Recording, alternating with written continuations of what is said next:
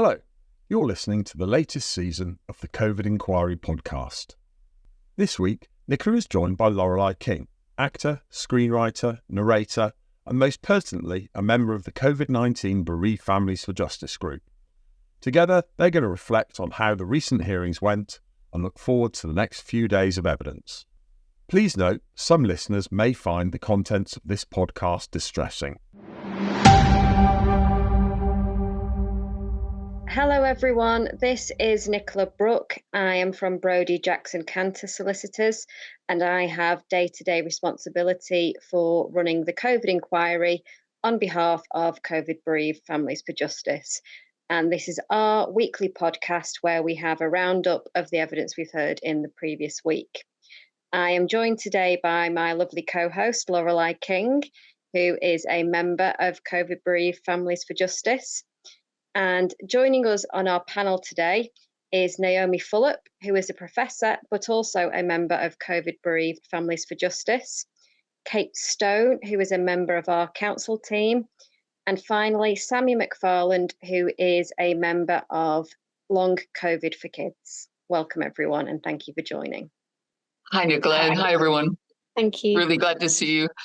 It's been wow, such a crazy week. The scientists have been amazing this week. But before we touch on that, really glad to see you here, Sammie, to talk about long COVID. We had a lot of testimony about that on the Friday.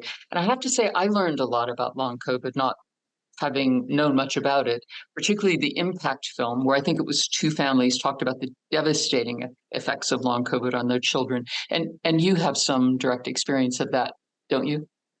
Yeah, so I was involved in the impact film, and it was a really powerful film. I think that one for Module 2 really touched a lot of our members. And myself and my daughter both developed long COVID in March 2020 and are still living with the ongoing effects. And I've not been able to work since. I had my own business before, was very strong, fit and healthy. And my daughter missed nearly 2 years of education. And although she is back in education part-time now, she's still living with all of the symptoms and living a life with new disability.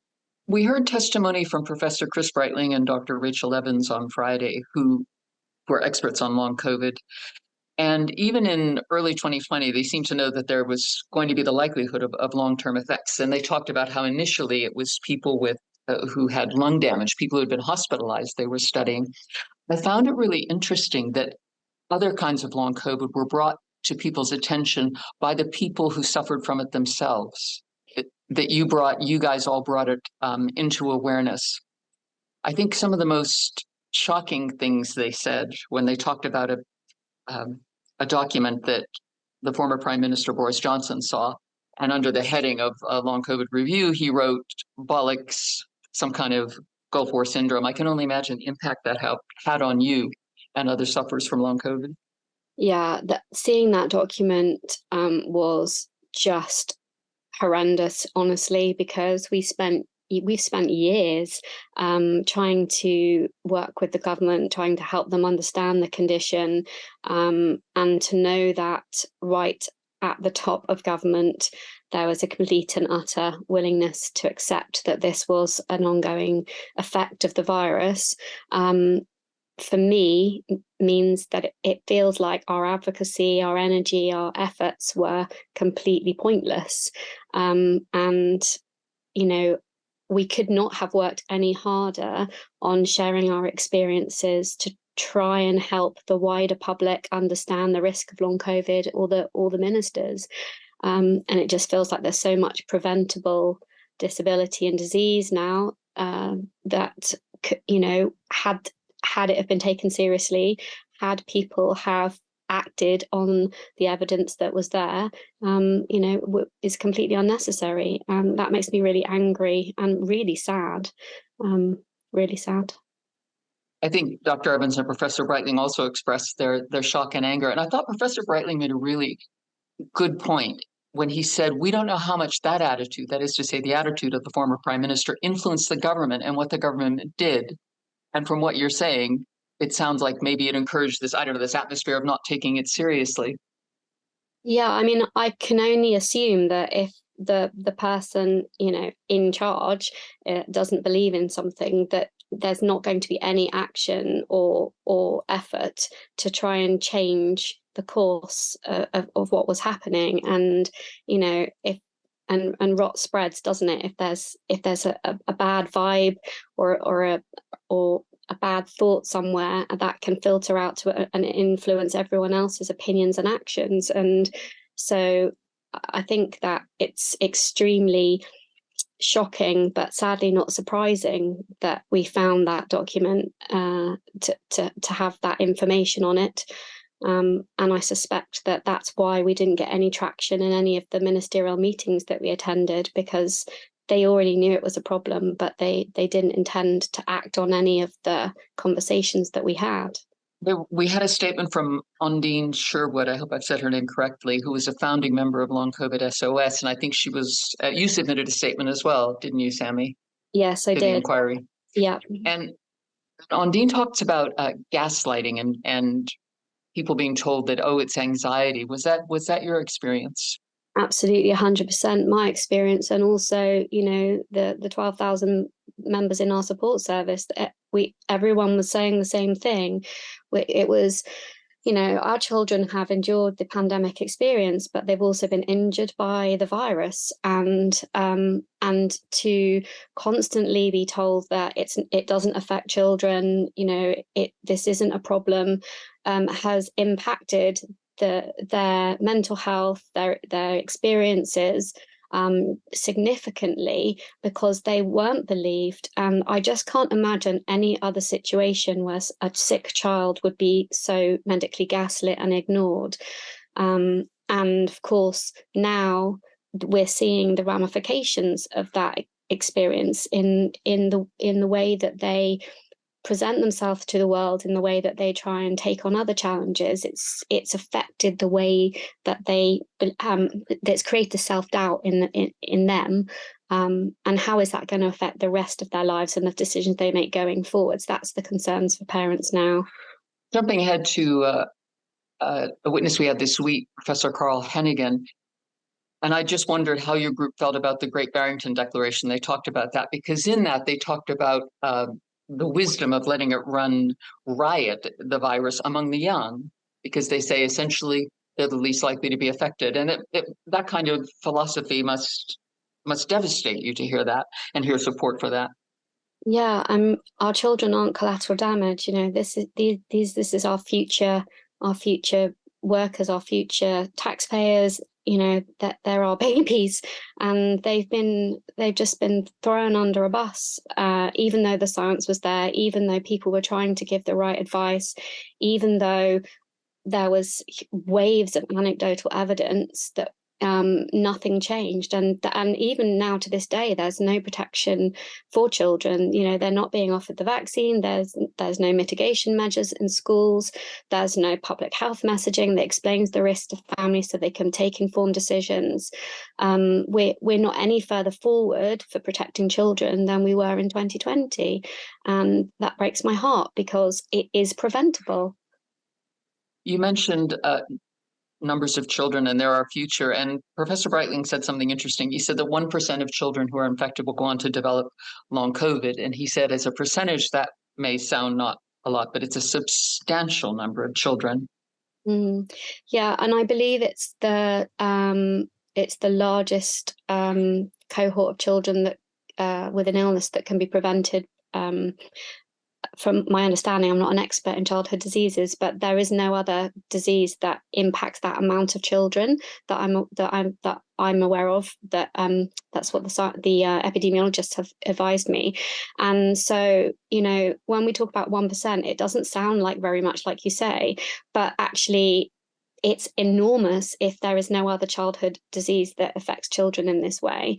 And of course, we're not entirely sure that it is 1%, because the amount of children who develop long COVID, the prevalence studies vary depending on mythology and lots of different variables. And there's been a lot of discussion about, what should or shouldn't be included in a study. And so I think the true effect of long COVID will potentially take years to find, but even if it's 1%, it's too much. And Sammie, finally, can I ask you what you hope for from the COVID inquiry? What would you wish would be the outcome? When I started this journey, I really wanted to let other families know how to protect their children, because my child's already developed a new disability because of this virus. And I wanted there to be better public health messaging so that other families had the information they needed to be able to make informed decisions to protect their children. So I really want the inquiry to make recommendations at the earliest possible opportunity, so that other children are protected as quickly as we possibly can. And of course, I want the truth. I want to understand why my child and the other children that long COVID kids represent are living with this preventable disease, and why they've not been given the support or the acknowledgement that they need to help them manage the condition that they're now living with. Sammie, thank you so much for talking to us, and really thank you for your campaigning and what you're doing. I know under extremely difficult circumstances, and I'm very grateful and full of admiration for you. Thanks for talking to us. Thank you so much for having me. So it's been like an incredible week with the scientists, many of whom were just vibrating with rage, it seemed to me, and many of whom seemed to give lie to the government's statement that they were following the science. But before we go there, we had this little interlude, Nicola, about Valence's diaries, which he provided to the inquiry, and I gather his lawyers have asked for something. Can you explain what that was about? Yeah, sure.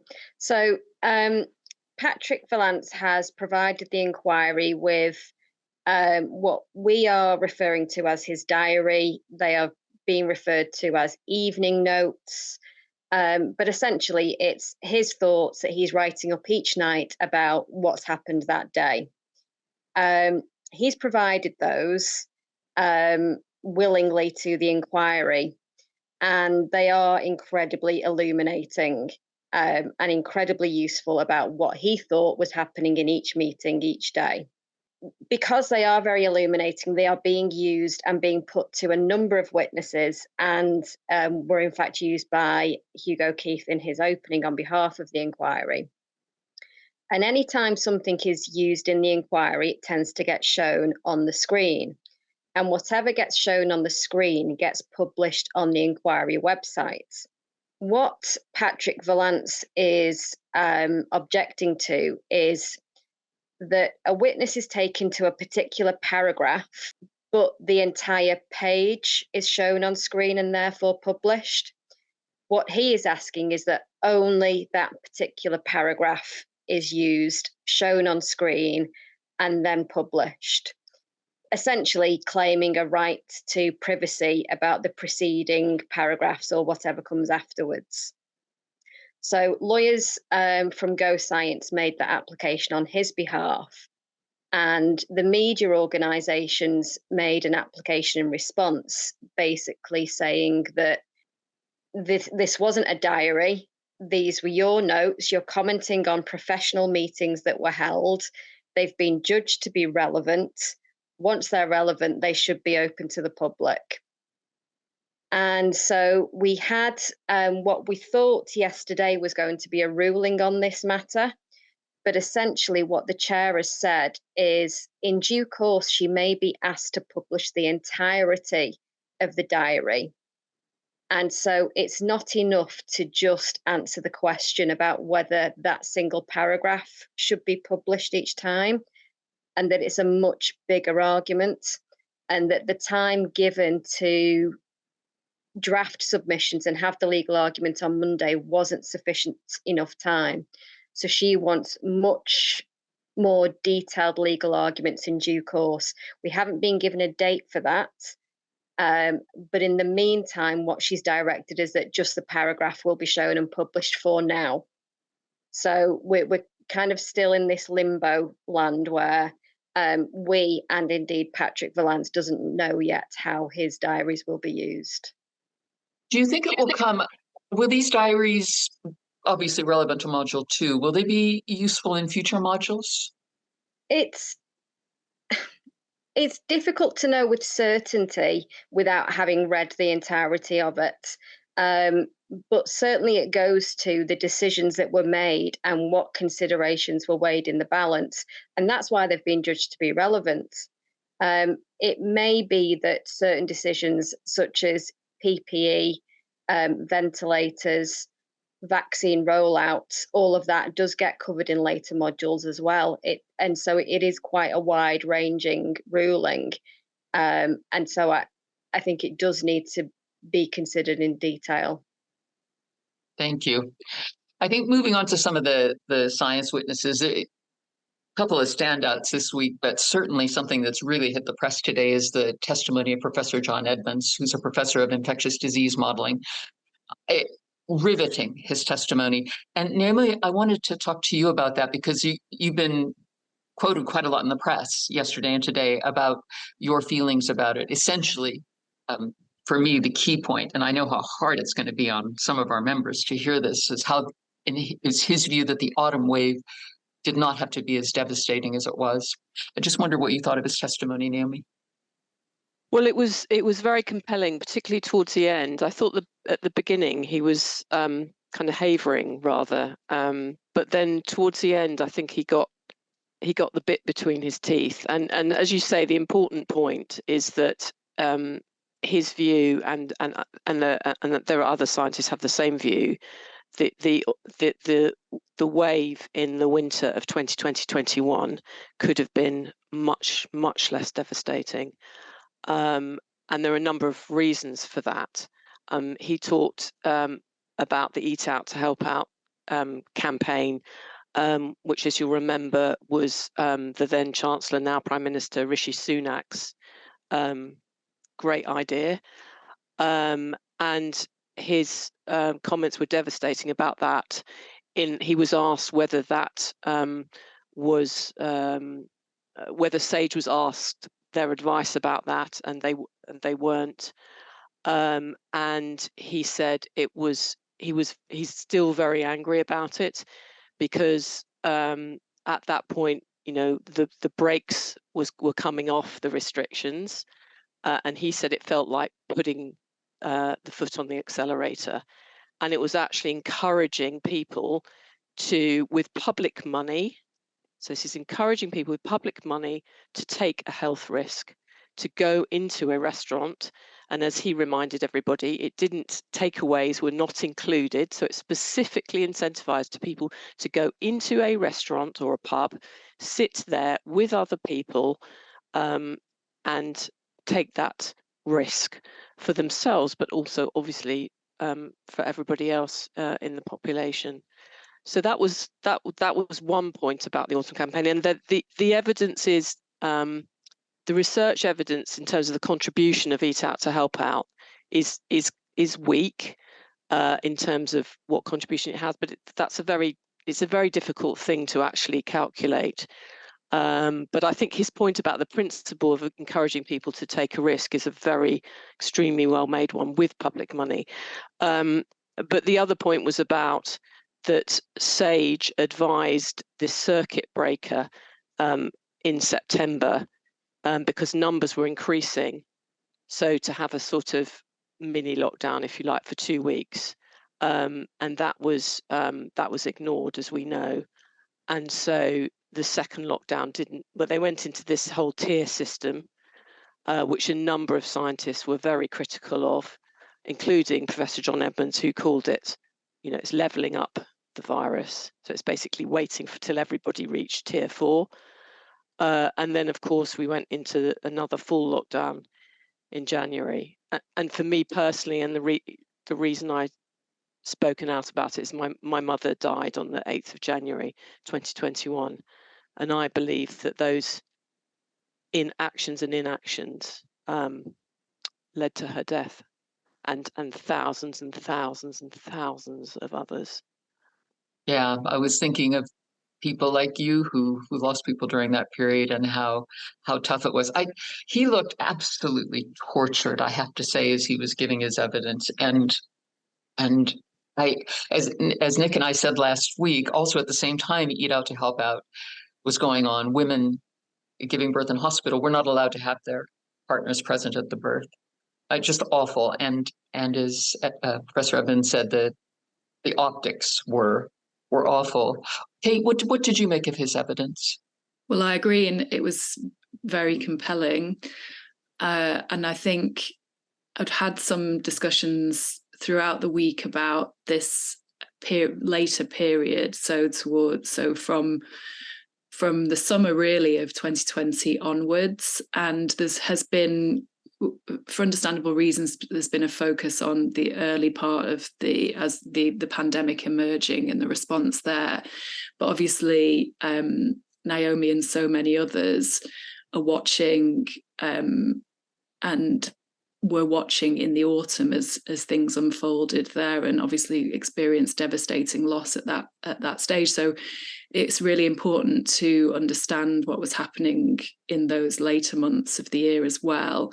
Absolutely compelling. And I think the other point that he made about that was, well, there's a few points. One was that the data was so much better. You know, everybody has been saying that the data really was, you know, people are saying it was world class really by the time we got to the autumn. So there was real recognition of what was actually going on here. And so at the point where the package of measures was developed and agreed by SAGE in September, it was based on very firm foundations and advanced in that way. And also, you know, he was saying that this isn't a choice between locking down or not. It's about when you do it and whether you do it at a stage where you can try and maintain some control over the spread, or whether you are essentially forced into it, is what he said, at a later time. And of course, we all know what eventually unfolded. I think the other point, apart from the ones that Naomi's expressed, that struck out to me was the impact of that on the health service. So on healthcare workers who were embattled already, and what they had to do during that period, and what the impact was on the level of preparedness again when we came to January and the variant that we faced at that point. So it was really multifaceted, I think, that evidence, and extremely compelling. I think something that's captured the imagination of the press that also came out of his evidence was a thing about a meeting with Boris Johnson to debate views. And I believe current Prime Minister Rishi Sunak, who was Chancellor then, was there too. It was a Zoom meeting. And there was quite the WhatsApp exchange between Edmonds and Angela McLean, referring to Dr. Hennigan, who was the following witness on the day. It was fascinating. What did you make of that evidence, Naomi? Well, first of all, I'm very intrigued by that meeting. It was on the 20th of September, 2020. And as my understanding, the then Prime Minister Boris Johnson called together. He wanted to hear some different views. So he brought in some scientists, including Carl Hennigan, who then gave evidence on Thursday after Professor John Edmonds. And Professor Carl Hennigan and another of his colleagues at Oxford, Professor Gupta, are in shorthand lockdown skeptics. And so Mr. Johnson called them in, and John Edmonds and Angela McLean, who was then the Chief Scientific Officer to the Ministry of Defence, and she's now the Chief Scientific Officer. She's taken over from Patrick Vallance. And I mean, a couple of points. One is also from Boris Johnson's evidence, it seemed that the arguments from the Barrington Declaration people, so they then issued this declaration and got a number of scientists to sign it. These are the lockdown skeptics, sort of melted away their arguments, which was very interesting and even reflected in Boris Johnson's statement. But also the inquiry's got hold of these WhatsApp messages between Angela McLean and John Edmonds, in which she, in terms of Eat Out to Help Out, she refers to Rishi Sunak as Dr. Death. And then she also, when Carl Hennigan was speaking at this meeting, she said, "Who is that F-wit?" I think the interesting point about it is that their arguments sort of melted away, and John Edmonds made it very clear, both at the meeting and yesterday in his evidence, that it's based on bad science, essentially. And he was very deprecating about Carl Hennigan, who was next on the stand, saying, you know, this is what we teach our students on day one, and he didn't get that right. So kind of as a fellow academic, I found that incredibly interesting, because we are usually fairly polite to each other, not always, but fairly polite, particularly in public. So I found that, you know, extremely interesting. He was interesting, Hennigan, just as a character. I found him quite interesting. And but Baroness Hallett even took him on, because at one point he made the statement, "Everything exists as evidence, even my opinion." And Baroness Hallett said, "Not in my world," which I thought was quite a good comeback. Yeah, well, it was very interesting because he talked about evidence-based medicine and the history of it and so on at the very beginning. And then later he's talked about, you know, my experience, which, and there are those that argue that experience is part of evidence, but it was rather contradictory in terms of what he'd said originally. Mm. It must be really frustrating for these scientists, like a bunch of Cassandras, you know, shouting into the wilderness. I think I'm going to ask you in a minute for maybe your standout moments. For me, one of my standout witnesses was Professor James Rubin, who was a behavioral scientist. He found this just fascinating. And he studies how people perceive novel health risks and how that affects their behavior. And I think the main issue they had is that he felt the government were misinterpreting, willfully or not, I don't know, but misinterpreting the data to suit their own ends. And they came up with this phrase, behavioral fatigue, use that as an excuse to delay lockdown. And of course, the behavioral scientists had to say this concept does not exist in our science. I thought he was really interesting. And again, another one, mad. He was mad, incandescent, in a, you know, the way that scientists express themselves, and he was just not sure that their advice got through at ministerial level. He was terrific. Naomi, what were some of your standout moments? So I agree with you completely about that. And what's just to add that actually it was Chris Whitty, the chief medical officer, that came up with that that concept, if you like. He talked about fatigue, and I really hope that we can pick that up with him. I mean, I think he's got a number of questions to answer. And I hope that we can pick that up with him, because I think it's really important to understand the impact that had on the delay of the lockdown. Yeah, I think you're right. And in fact, the behavioral scientists, they wrote an open letter to him saying, "What is the evidence? Can you provide it, please?" And not much forthcoming. I guess for me, there's a couple of other stand-up moments, if I can. I mean, one is it's really clear the scientists were ringing the warning bell from mid-February. And what was very interesting is that both Ferguson and Edmonds thought that there were plans in place, and that they didn't need to do more than they did at the time, is my understanding.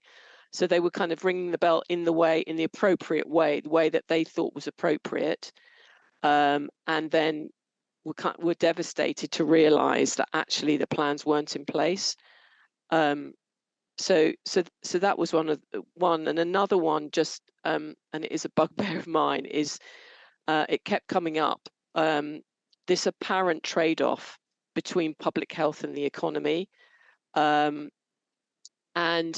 I really hope that we can kill this narrative, because the argument is, you know, if you put all the effort into controlling the virus, you will damage the economy. If you keep all the economy shut down, you reduce infections and deaths, but you really damage the economy. And the point is it's not a simple trade-off like that. That there's an interrelationship between the health of the population and the economy. If a lot of people are sick, they cannot contribute to the economy. So it's much more complicated than this simple trade-off, and it's really important to understand, and for that to be included in any modelling. So they talked about the fact that SAGE didn't include economists and with those kind of data to look at the impact on the economy, or to look at the impact on education or on mental health and so on, all of which are really important. And I do think that, in terms of recommendations, we should be saying that those other impacts should be looked at, but the interrelationships between them need to be looked at, not just a simple trade-off. So yeah, those were the important issues for me. Thanks, Naomi. Kate, what were some of your standout moments? Well, I mean, I agree with those points, and I think there's the understated tone, in fact, of the science evidence that we've had has been really very powerful. It's been I keep using the word compelling, but I think we've heard extremely powerful evidence that almost has a real impact because of the way that it's given in such a measured way. I don't know if that's others' perception, but it was mine. I think this point that Naomi makes about challenging those oppositions actually has been a bit of a theme this week. So I think there's been this perception of binaries, so lockdown versus no lockdown. And we've heard over the course of the week that actually there's an imperative for early action, and early action can be less stringent potentially, but it can be as effective. And so there's much more nuance, I think, in that debate that we've heard this week. But overall, there's the need to act early, and if you need to act stringently, but that doesn't necessarily mean that will then persist forever. It might mean that you can then come out of those measures more quickly. So there's that binary, which I think has been challenged. And the other one, which is the one that Naomi's raised, this idea of health versus economy. Actually, as we've heard, this is another multifaceted kind of set of issues.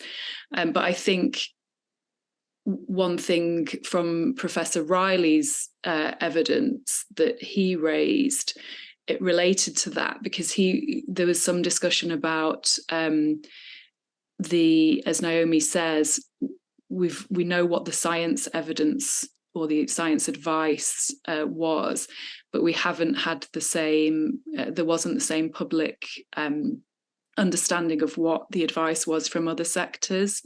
And I think one of the things that he said was that there seemed to be an assumption. He was advocating for more stringent measures at an earlier stage, but there seemed to be an assumption that not implementing those measures would have better outcomes across the board. And actually, as Naomi says, that is very far from the simple calculation that perhaps there was a perception of. So I think those issues have really come out this week. But as I say, I think there's just been very powerful but understated evidence. And I think that's going to find its way forward into the following weeks as we move through into the more political witnesses. Nick, what did you think? What were your big moments? Professor James Rubin, behavioural science expert, I thought it was very clear that he had been waiting for a long time to have his say. And he just seems to have been devastated that his area of science was getting blamed for delaying lockdown and therefore causing deaths. And I just got the sense that he was desperate to correct that perception. They had never advocated for it. They'd never advised on it. It's a concept that does not exist. And that came across loud and clear. And I hope he feels that he was able to get his say out today when he gave evidence, because that seemed so important to him. Other stands out, John Edmonds on the follow the science mantra. Like many, he was saying it's not appropriate for government to only follow the science. They are policymakers and have many other pieces of evidence that they need to take into account. And what he said was that, of course, the government are going to say that because it's convenient. They can hide behind the scientists. I thought that you could tell that towards the evidence he was gaining in confidence and frustration and was sharing his thoughts more freely. And then finally, this idea about mass gatherings. Neil Ferguson said that there was no evidence to show that banning mass gatherings would make a difference.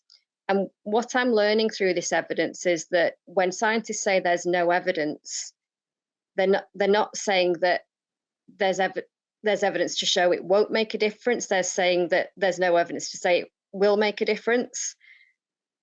And from what I understood, Neil Ferguson was saying, you go to a match, you only infect the people immediately around you. That completely ignores the reality of attending a match. Very often you travel on public transport that's very overcrowded.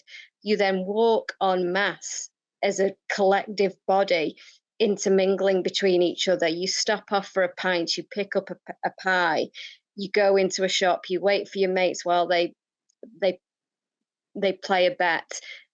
You then queue up, move through the turnstiles in very close quarters. You go in, you queue up for the toilets. You then are shepherded by the stewards to where you need to sit. You then sit down. You're not then static throughout the match. You squeeze past people as you go to the toilet and get into another queue.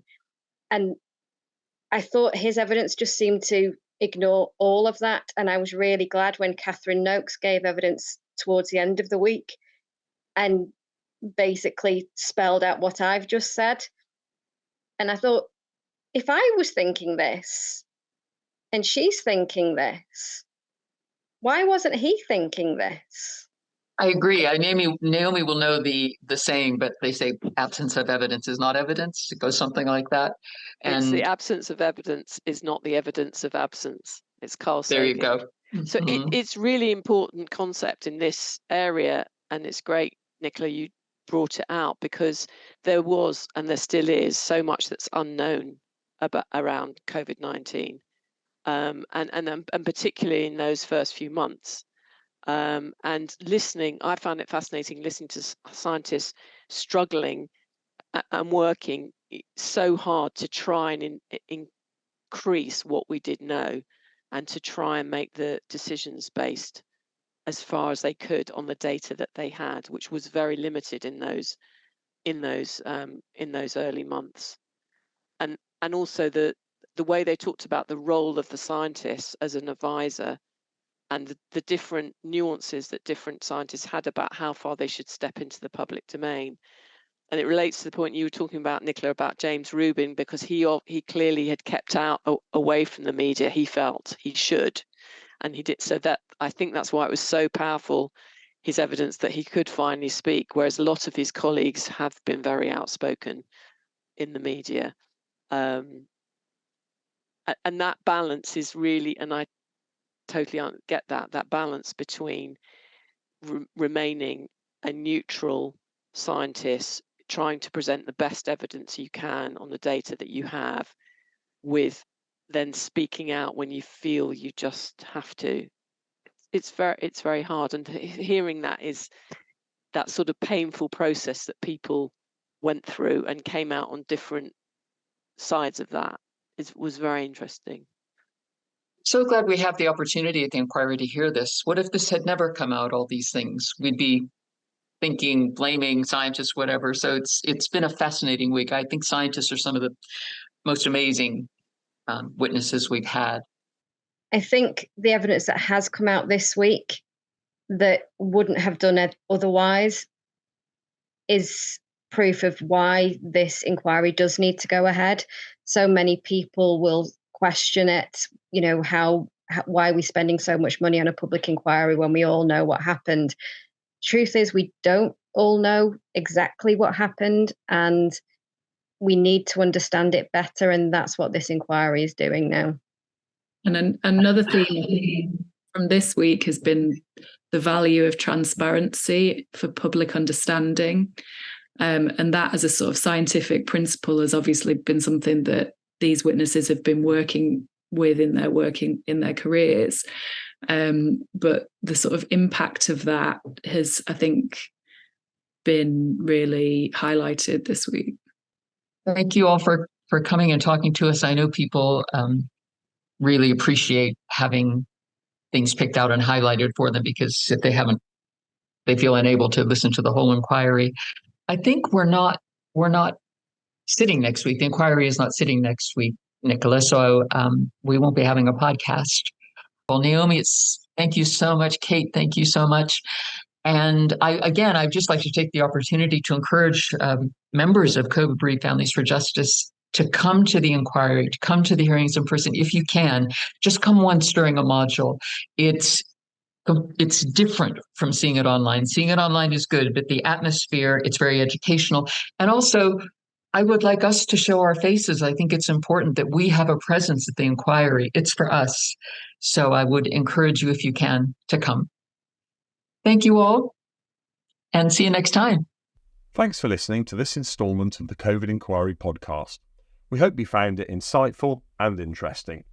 If you did, please rate us on the podcast platform you use and share the pod with friends and family who may value this type of commentary. We're looking forward to you joining us next week for more expert commentary, opinion, and insight into the COVID inquiry evidential hearings.